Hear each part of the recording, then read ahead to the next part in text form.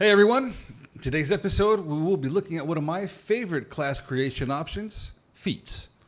We're going to talk about the difference between 2014 and 2024, a quick look back into the earlier editions, third and fourth, and also an alternate use of them sent to us by a viewer. I'm Eddie. And I'm Eugene, and we are The Middle-Aged Barbarians.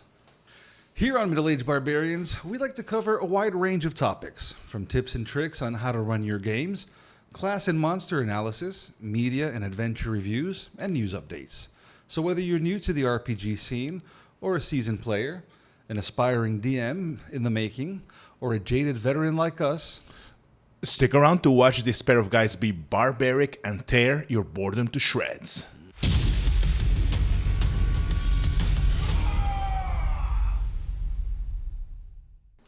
we finally have our hands on the 2024 edition.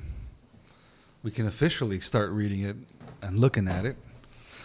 And I have to be honest, Eddie, this is something that came up in the previous video. We were talking about multi-classing. I feel a little disappointed with the feats. Yeah, it feels kind of underwhelming, at least, or different in a bad way. I don't know why. I had the idea that since they were adding like the origin feat and another feat at level 19 with the epic boons, that this was going to, be a little more like previous editions, and feats would take a more center stage. But I don't know. I think they're just there. Yeah, and they even called it, as I said, additional feature different from your class features. So that's interesting. They're not, philosophy-wise, they're not considered, it's in the description. They're not considering them part of the integral part of the class, of the character. It's kind of odd how different since fourth it was different. It was called an optional feature even. In fourth edition? No, man. Sorry, in fifth. In the original fifth, yeah. We'll take a look a little ahead on comparing the original 5e with the 24 5e, but I would like to go a little bit back in time and look at third edition, fourth edition, which is when feats really started to take more of a center stage in creating your character. Well, even they were created for third. Even they were invented for third, if I'm not mistaken. In second, I don't remember we having feats. There were proficiencies. There were weapon and non-weapon proficiencies, and then you had different kits would give you different options and stuff. But no, I think feats. Producer, can you check us on that? What? Sorry? Can you check if feats started in third edition?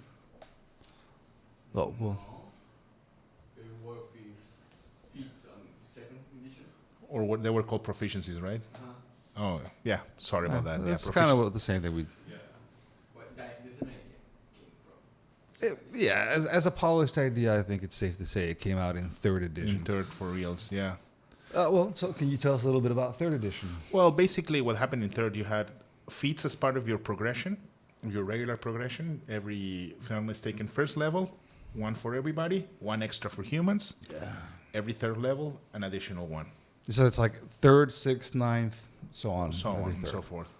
And the most interesting thing, or the main difference that I think in fourth, which you are more an expert of it than myself, different classes had additional feats they could get. Fighters got besides the feats that every character got, they got one each every other level. So on first, then second, then fourth, sixth, and so forth. Fighters, which was one of my favorite classes back in third edition, you had your first level feat. If you were human, you had your human racial feat. You had the feat for first level with the fighter. And then from fighters had it every even level. So it was second, fourth, sixth, eighth, 10th. And first, they also had a feat. And the extra one at first, so that's 3. And you had 4 at level 2. You had the third, the sixth, the ninth on top of that. I actually crunched the numbers up a little bit, and a fighter already at level 20 would have between 18 and 19 feats. Now, granted, the feats that the fighter could choose on those even levels were from a special list, but they were the feats that they would have chosen anyways. Yeah, things like they're more combat-oriented feats and. Yeah, because for instance, at first level with a fighter, which would be the optimized way of building it, in third you could make this incredibly killer archer that did not provoke attack of opportunities, had a lot of extra damage, had a lot of extra range because you took all the archery feats first level. Well, not all of them, but most of them. Yeah. So that was interesting. If you were really crunchy, but You remember Monkey Grip? yeah, of course, Monkey Grip, which Monkey was Grip also, was one of the best feats. also something very, very abusable. So yeah, we had that, but there were a lot of identification with certain feats were kind of class features in a way because they would be only taken by specific classes sometimes, or had a prerequisite as not as open-ended as the more modern way feats are used. Yeah. Stuff like you had to have a spellcasting level of a certain type of class, either divine or arcane, so forth. And I think the only other, because the fighter had that option that they had a bunch of feats, and I think the only other class in third was the wizard, The wizard had feats, and they did have to choose from meta magic feats. Meta magic which or was a item special creation. list. And the ranger had it's the way it's used nowadays for the fighter on 2024. They had a fighting style, and they got as a bonus either archery or two-weapon handling, which thematically But that was what, in 3.5 maybe? in 3.5, yes. Yeah, because that third edition didn't have that.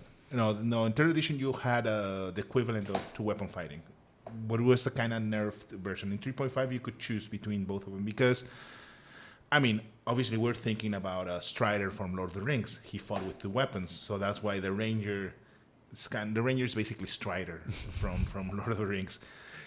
But they kind of said it doesn't actually make sense for a warrior of nature to be so oriented using two weapons. It makes more sense for him to be a hunter. So that's why they went with archery as an option. And there were other options when more and more books came out with feats because you could do a ton of unusual things. If you had a campaign that was more, for instance, marine-oriented, which was something that I really like seafaring and so forth, your feats could reflect that because things that would be really useless on a regular campaign would be fundamental on the sea, for instance. So I had that a little bit. So now when we get into fourth edition is a different beast because they had a 30 level system. You okay? Bless you. They had a 30 level system, so you had from 1 to 10, which was the heroic tier, then you had the paragon tier, and then you had the epic tier, which was from 21 to 30. Now, granted, I did want to go back because I did get a couple different numbers just so we can compare with the newer editions. Third edition, at least in the original Player's Handbook, had 74 feats. Oh, yes, of course. That's what they offered. Were 74 feats. It had different prerequisites and all that. Fourth edition, now we're talking 30 levels. They have to add a little bit more. They divided them into those three tiers: the heroic, paragon, and epic, and everybody gained one at level 1 as usual. They kept that from third. Humans had an extra one as well, always the versatile race. And then they gained one every even level. So that's 2, 4, 6, 8, 10, 12, 14, so on, so on, so on, so forth. And an extra feat at level 11 when they hit Paragon They tier, changed and the tier. an extra one at 21 when they hit the Paragon tier. So we're talking that, I mean, you're having 18, 19 feats by level 30. That's a lot of feats, man. The book itself it had 81 heroic feats, 52 Paragon feats, 17 epic feats, and something we mentioned last time, they had the option for multi-class feats, which was basically like the heroic was when you would choose a different class and it would give you access. And then you had an option when you hit Paragon to change abilities and another one at epic to make those abilities even better. So that's 161 feats, my friend. And if I'm not mistaken, they were all pretty diverse in what they did, right? Yeah, it was a lot of different options. And this is just the first player's handbook. I'm sure if we go into the second and the third player's handbook where they added different classes and different races and stuff, there's probably a lot more there. Yeah, similar to third, they had that philosophy of adding feats as a kind of campaign setting theme. You had feats that were very specific to wherever you were playing. So Yeah. Now we hit the 5th edition in 2014.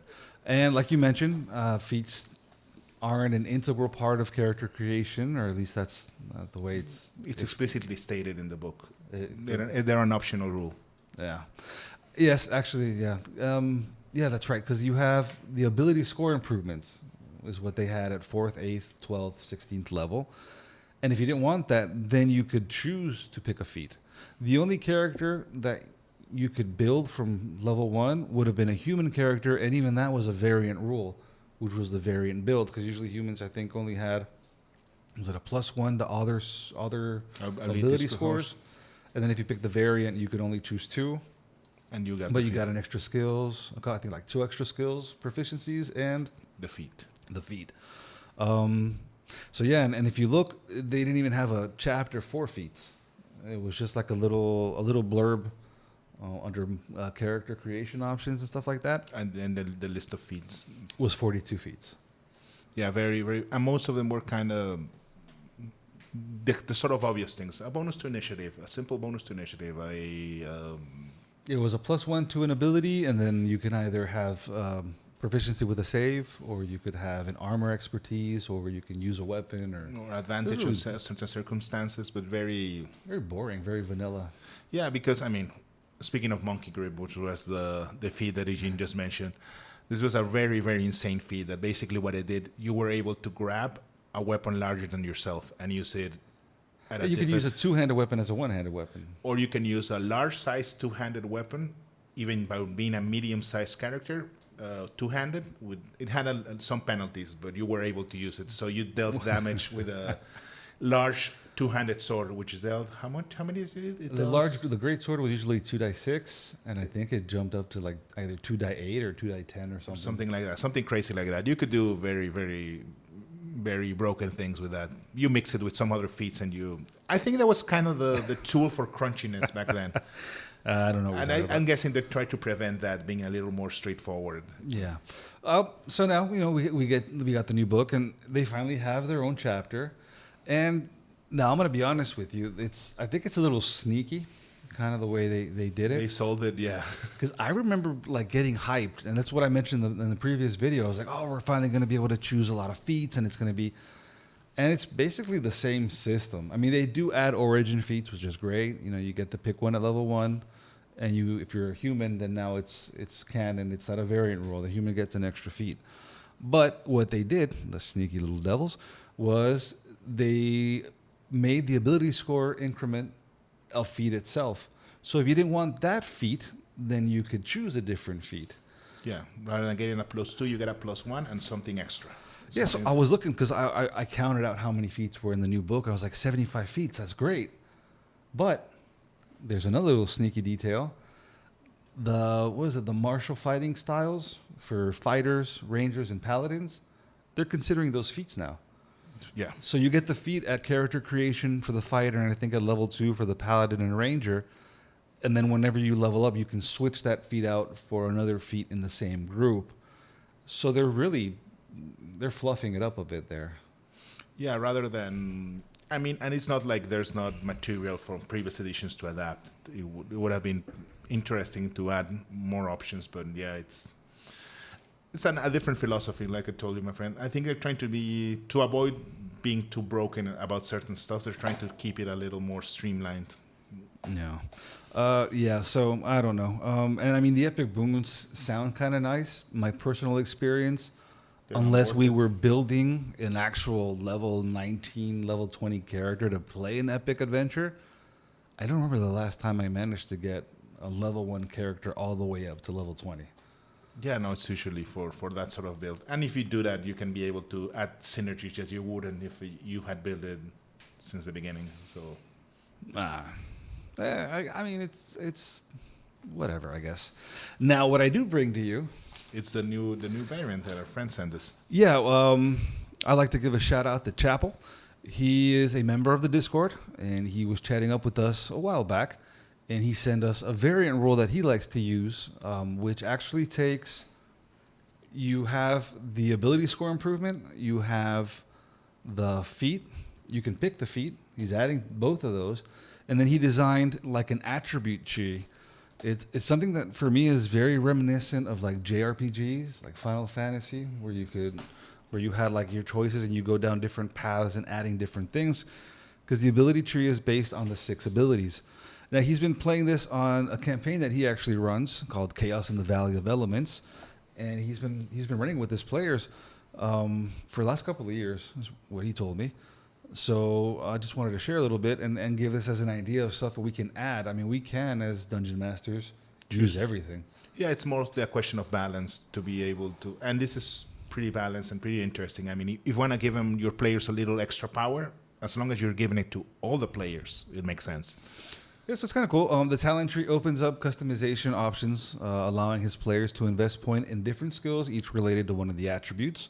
Your ability modifier determines how high up the tree you can go. For example, if you have a 16th strength, you can only go up to the 3rd tier. And if you had an 18 dexterity, you can go up to the 4th tier. Each one has five levels for each branch of the tree, so to speak. And you choose one every 4 levels. So it's when you get the ability to score improvement, you can get a feat, and you can choose one of these options on the attribute tree.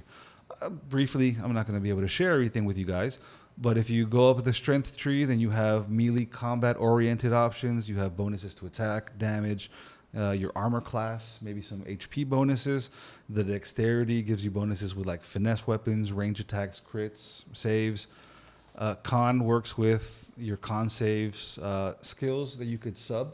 Instead of strength, you could use constitution, and bonuses to HP and some resistances as well. Intelligence gives you improvements to intelligence skills, casting abilities. You can even learn some spells if you're not a spellcaster. It gives you that kind of an option. I mean, minor things. You're not going to break the game, I think, by learning a cantrip or a level 1 spell. Wisdom helps you out with better DC saves for abilities. You can add your proficiency bonus to your wisdom saves. Bonuses to healing abilities, which is great for clerics, paladins. Access to certain rituals. And charisma. Actually, charisma surprised me a little bit because it was really focused on animal companions and abilities with them. And, of course, betterment to social skills, abilities, even some attacks or defenses that you could add charisma to as a buff. I mean, if you wanted to get really crazy, now that you mentioned charisma, this is a shout out to Chapel, so maybe he'll think about it. You remember the most busted feat on 3rd? Leadership. You have to refresh my memory. Leadership. That's what you use to get a cohort and companions. Okay. And get followers. I mean, obviously, it was very That was a optional. callback to the old. To the old in 2nd used to be able to do that. They used to be able to buy them. Yeah, to call your army and so forth. Yeah. That was basic, not set.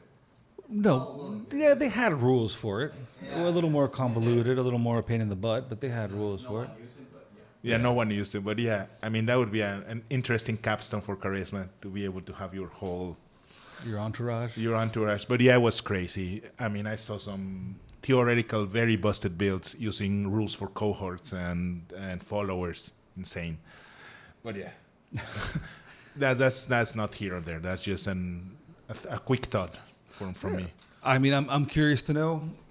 Do you all have any extra uses or different ways that you use feats or things that you implement in your games?